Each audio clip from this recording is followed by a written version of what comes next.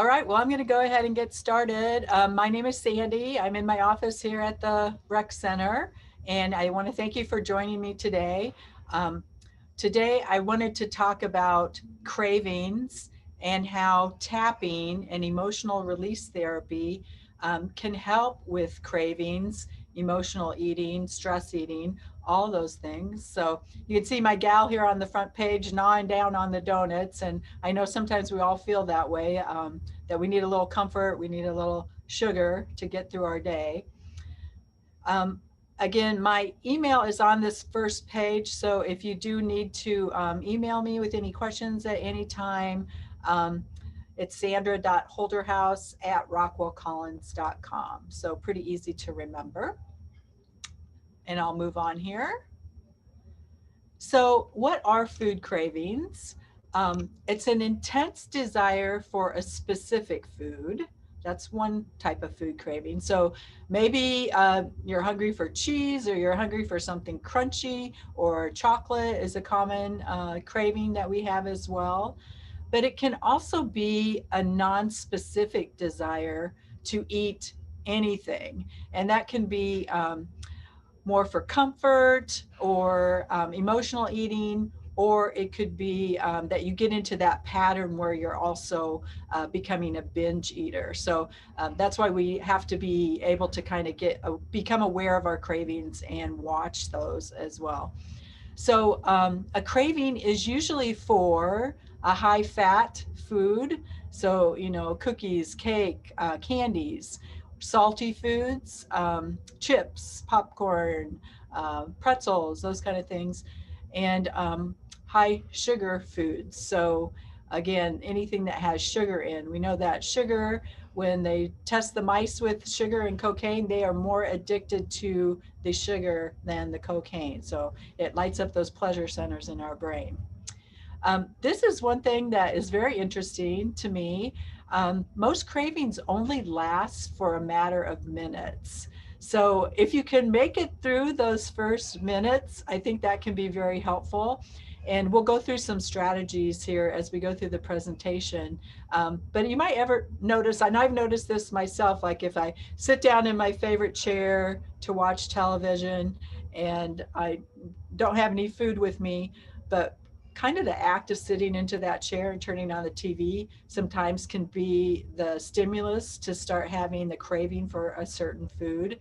And I have, however you want to call it, if you want to say stuffed it down or ignored it, you do tend to forget about it because your mind moves on to something else. But for me, if I continue to sit in that chair or in that same position, I can have that craving come back and tap on my head several times. So I think a lot of times it helps to change your position if you're having that craving. And again, certain places we sit, maybe at our computer or at the television, can certainly stimulate those cravings. And TV commercials for food also can start those taste buds going for something.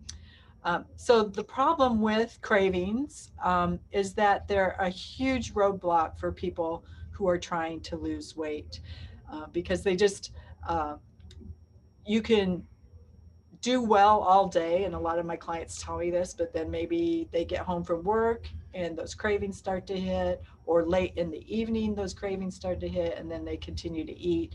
And that can really play havoc with any type of diet that you're trying to maintain, or your health as well. So I pose a question here at the bottom of the page. Can a food craving become a substance abuse problem? And I truly think it can. When you think about what the definition is of substance abuse, it's an overindulgence in or dependence on an addictive substance. And again, we know that sugar can be addictive. It lights up those pleasure centers in the brain. Mice go for sugar before cocaine. Salt, I also think, can be very addictive. If you start, lightly salting food, and then I think you start to find out that you want more and more salt on your food. And then we know fat, like butter on a piece of toast, all those types of things. bacon grease. Those foods can be very addictive for us as well. So what are causes of food cravings? They originate in the brain. Um, so the parts of the brain that are responsible for memory. So if you think about, maybe a comfort food type craving, that might be something from your past. And I'm sure you can all think of examples of that. Sometimes I can still smell my grandma's rolls baking in the oven as an adult. So we have those connections with our memories. Also, pleasure and reward of the brain centers. So those foods we know that they'll give us pleasure, and we'll feel instantly rewarded if we have them. Hormonal changes can play a part in food cravings. So definitely pregnancy, um, stress and sleep are related to cortisol changes. So that could be a trigger for those cravings. And I like to think, like, even going through menopause or having hot flashes, that type of thing. I think if you're sweating a lot, that can also cause you to crave salt. So that's another thing that we think about.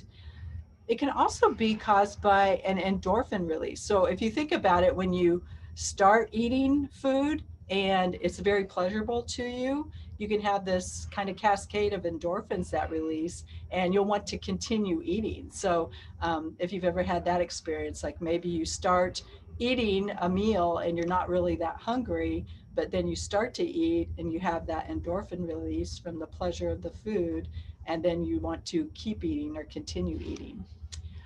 It could be, for example, also a specific nutrient that you are lacking. This is a theory as well. So chocolate has magnesium. Maybe you're lacking magnesium. There's also something we call pica, and that's a craving for a non-food substance. So like clay or dirt or even ice chips. And they see that commonly in young children and mothers, and they think it might be related to not getting enough iron in the diet, so anemia. But it could also be a cognitive issue or problem that craves you, or that you crave to eat certain non-nutritive or non-food substances. Emotions, that's the one I really think that tapping can help with. So when we're trying to eat to comfort ourselves, maybe we're bored or we're angry or we're sad, whatever that feeling is, we tend to look for these foods that we crave or that comfort us. So again, that's where I think tapping can really be helpful. And I think the problem, again, with having these cravings and giving into them constantly is that we develop habits. So it might be that, you start coming home from work or from a certain thing that you're doing during the day, and you sit down to watch TV and to eat. And then you start doing that a few days a week, and then you start doing that every day. And then all of a sudden, you're in this habit of eating these foods that you crave. So again, anything that we start as a habit, we can also break as a habit. Again, it's not always easy though. So just being aware of those cravings can be helpful.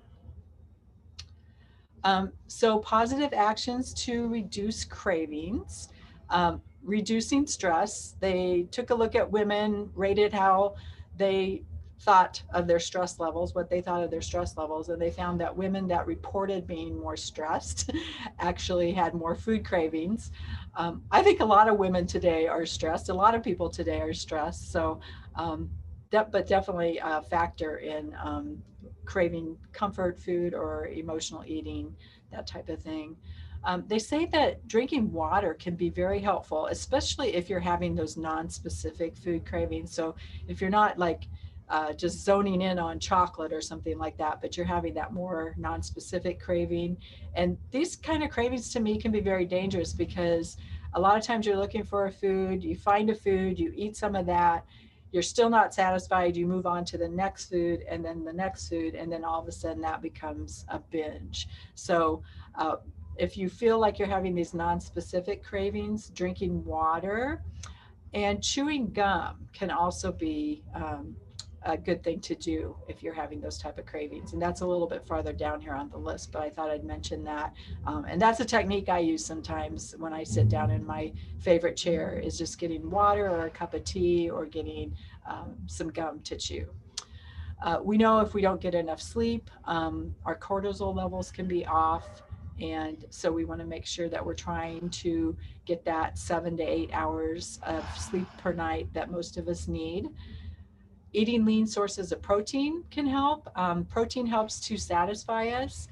Most of our protein foods don't necessarily cause a lot of cravings for us. So if you're eating those lean sources, they can actually help you feel fuller and reduce those cravings. Chewing gum, as I mentioned, so keep that in your back pocket. And chewing gum can also be good for your teeth. If you get some of the gum with the xylitol, that is actually good for kind of cleaning your teeth in between meals. So I use that as a strategy during the day as well. Changing your scenery, you guys probably all know about this. Again, sitting down in that favorite chair and turning on the TV can be one of the biggest places where you can start to have those food cravings and start to eat when you're not necessarily hungry. So moving, going for a walk, maybe sitting on the floor and doing some stretches, just trying to be creative with maybe other things that you could do that wouldn't be putting you in that same position where you start to have those food cravings all the time. You want to avoid getting overly hungry. So I do have the hunger scale on here, and I use this quite frequently when I'm teaching intuitive eating. So basically, what most of the day you want to try to stay between that 3 and 7 level. So you're feeling like, if you were to assess your hunger right now, you might say, oh, I'm slightly full because I just ate. Or maybe you would say, I'm starting to get hungry because I haven't eaten since mid-morning or breakfast. But this is a nice tool that you can use that can really tell you if, it's time to eat, or if you really need to eat, or perhaps if you're just having a craving for something that you're not necessarily really hungry. So if you move down on to that level 1 or 2, that's not a good place to go, because then you're starving, and then all bets are off at that time. So you might eat everything in sight and jump to that 9 or 10 level where you're overstuffed and you feel sick and you don't feel good. So trying to stay within that middle range on the hunger scale is very helpful to help prevent those cravings as well. Watching portions, and I say especially with the foods you crave. So if you know you are a chip eater or a cracker eater or a cheese and cracker eater, I would just try to be very cautious with pre-portioning that out before you go to your special place to eat, and just making sure that you just do that one serving, and then maybe checking in again with the hunger scale and just saying, hey, am I satisfied now? Do I need more cheese and crackers, or would a small apple or a small mandarin orange or something like that do just as well? So you're getting a little bit of variety of food in there as well.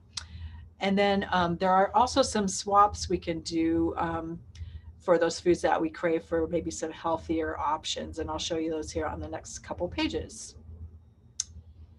So healthier swaps. One of those foods we crave, potato chips, crackers, and there's some pretty interesting information out there. I've read one author, and she talks about the types of food that we eat based on our feelings or our mood. So crunchy foods would be a food that you would crave or choose or select if you are feeling stressed or angry, because it gives you that opportunity to really crunch down and gnaw on that food. So potato chips could certainly be one of those things. Crackers. You could reach for carrots or something like that you really have to crunch down on. But for some ideas for swaps, you could replace with a handful of unsalted or lightly salted nuts. Those are going to be a little healthier for you.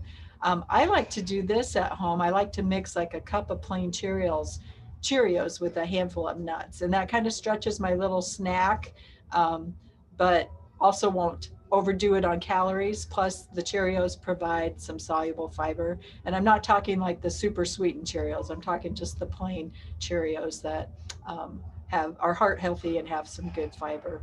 Or you could also swap those chips and crackers for 3 to 4 cups of just some plain or lightly salted popcorn, something like that. So another food that we commonly crave is chocolate. Some people actually do well if they just have a handful of almonds instead of even having any chocolate. But you might consider doing some of the cocoa dusted almonds, something like that, or dark chocolate covered almonds or other type of nut, and just having a small few of those, and you could mix those in with some other nuts or with some Cheerios or something like that to kind of stretch that snack a little bit. And then for the dark chocolate, they actually recommend only about a half ounce per day. And that's to help keep the saturated fat level down because we don't want to get too much of the saturated fat into the diet. So a half ounce, if you're looking at this bar here on my sheet, that's one of those typical chocolate bars that you see at the market. It would be about 1/6 of that bar. So that's a 3 ounce bar right there. So if you were to eat about, and I think they each of those six are divided in, it's divided into let's see, 18 squares. So about 3 small squares of that chocolate. Some of them are divided into like 8 or 10 squares. So you'd have to look on the package and just determine how much would be about a half an ounce. And then just allow yourself to have that as part of your snack. For pastries, they actually recommend doing a serving of fruit. I like to do maybe some oatmeal, or I make barley cereal and then maybe putting fruit into that.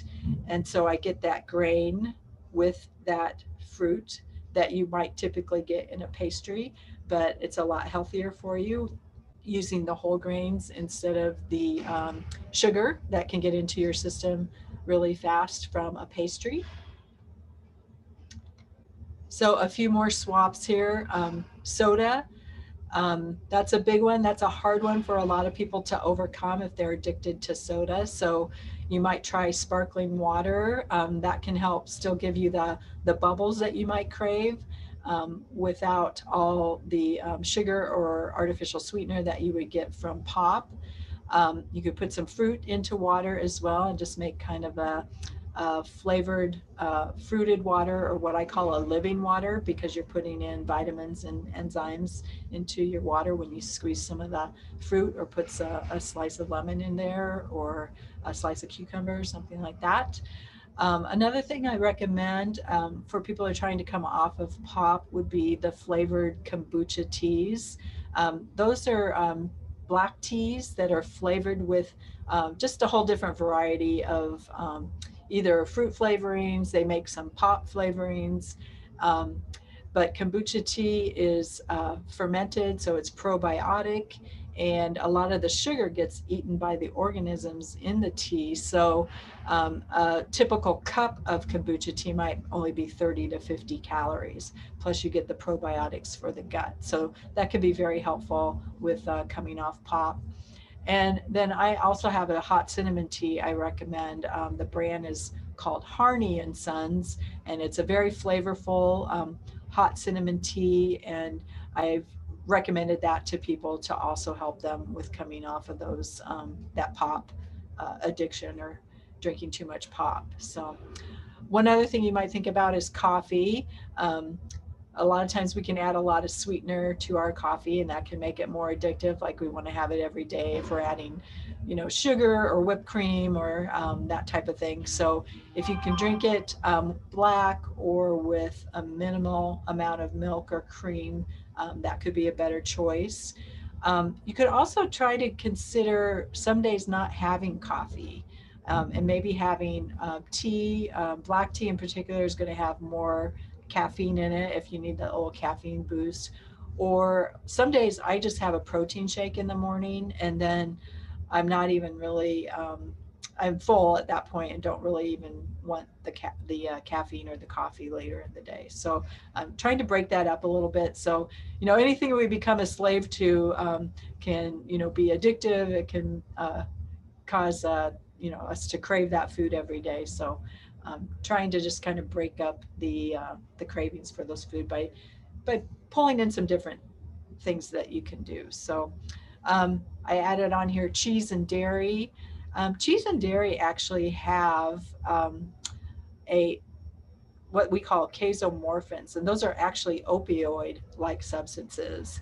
And the reason that the theory is that breast milk is the first milk that our infants receive, and we want the infants to really be addicted to the milk, breast milk. We want them to come back for feeding and to thrive. So that is one of the theories of why we have these opioid-like substances in our dairy products. So it's natural in there.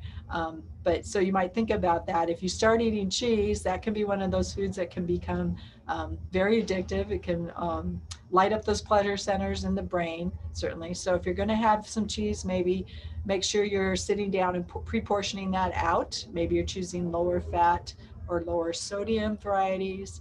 They also make cheeses with nut milk. So if you happen to be sensitive to dairy, that could be another alternative. Another product that you might try is nutritional yeast, and it has a little bit of a cheesy flavor. So I like to put that over popcorn, and you can also make a vegan type cheese sauce with that. But it does have that little bit of cheesy flavor, and it has a lot of B vitamins in it as well. So it can be very helpful for you. I think that's all I have as far as presentation. I wanted to go on and do a tapping if you guys want to join me for that. Um, so I started doing tapping, boy, it's been like 3 or 4 years ago. And I'm not talking about tap dancing. A lot of people think that's what I'm talking about when I say tapping, but it's an emotional release therapy.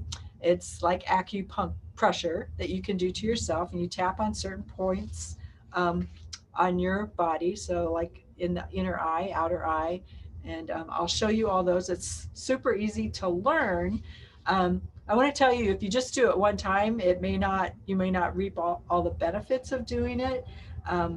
But I got interested in it because they were using it for overweight and obese women. And there were studies coming out that showed that it was really helping these women to drop weight, and a significant amount of weight, actually. The one study, over 8 weeks, the women tapped every day. They lost like 16 pounds. So I can't always get that with food changes. So definitely something to consider doing, and especially again in that focus of helping with the emotional part of eating. So eating when maybe, when it becomes a habit, it's a craving that becomes a habit, and then maybe it becomes that, comfort, or that thing that you need every day, the food. So if we want to start with tapping, I'm going to just back up a little bit here. I've got my headphones in so I can hear you guys if you question me. But we're going to start with our karate chop point. And I will say the affirmations, and you guys can just move along with me. This will only take maybe 5 to 8 minutes at the most as we go through this. But we'll start here with our karate chop point, and we're just going to tap there. And as we move through the tapping points, we'll tap, 5 to 7 times. You can tap as hard as you want or as gentle as you want. And we'll start with our first affirmations. So even though I feel that I need this food, I choose to breathe calmly and love and accept myself. Even though this food is ingrained in my brain and my routine, I choose to breathe calmly and love and accept myself. Even though I feel like I have to have this food to feel good, I choose to breathe calmly and love and accept myself. So we're going to move on to the eyebrow. So the inner part of the eye, you can tap with either hand, or you can tap with both hands. Some people do that as well. So to the eyebrow, I am craving this food. To the side of the eye, and I feel like I have to have it right now. under the eye. That if I don't have it, under the nose, I will feel lost, alone, sad, or afraid. To the chin. It has become a constant in my life. To the collarbone. And here I like to just open up and pound with my hand. This food gives me comfort and pleasure. Under the arm. I am scared of how I will feel if I do not have this food. To the top of the head. I don't want to live without this food. To the eyebrow. So we'll repeat this pattern again. I need this food to feel good. To the side of the eye. It feels like a battle and struggle every day. Under the eye. Each day, the pressure builds in my body and mind.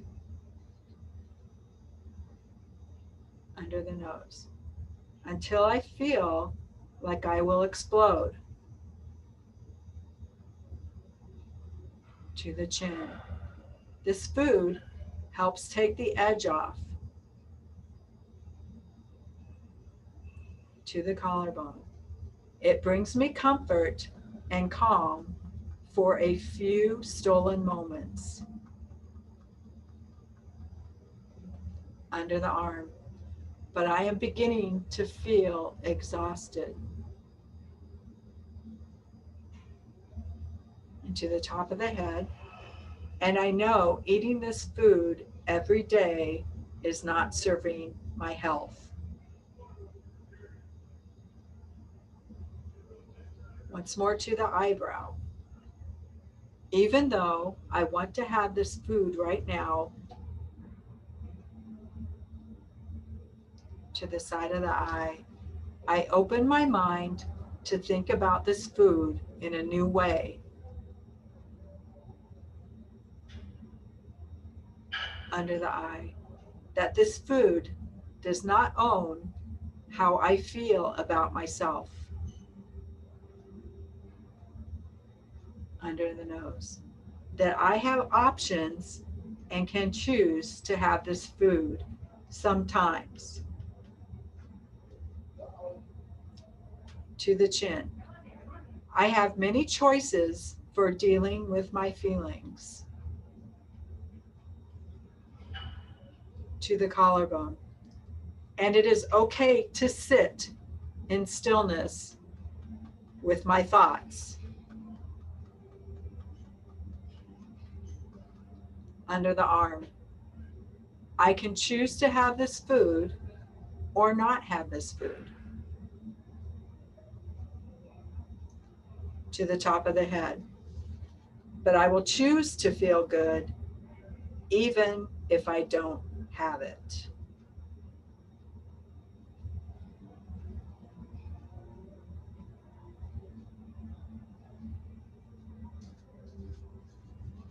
If you just want to sit for a moment, just close those eyes. We're finished with that tapping. And just notice how you feel. See if you can still feel that tapping resonating through your body. And just notice maybe your breath has slowed a little bit, or maybe you feel a little bit calmer. Or maybe none of that. Maybe you're just intrigued with the whole notion of tapping. You want to look into it or not.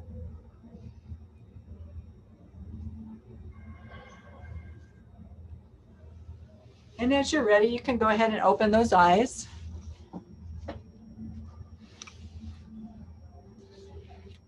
And that's pretty much all I have. I'd really like any feedback you guys have or any questions. I really feel personally that tapping has helped me with dealing with cravings and emotional eating. So I just recommend it to people to try it, and not just dismiss it as woo woo, because it is a little out there, I know. Hopefully it'll be more common in the future, for people to try it as an alternative type of therapy. But there's a lot of good science out there, and there's a lot of good books. I like the tappingsolution.com. That's the books that I have read. I've read 3 books through them. They also have their website and an app that you can get some of their free tappings on.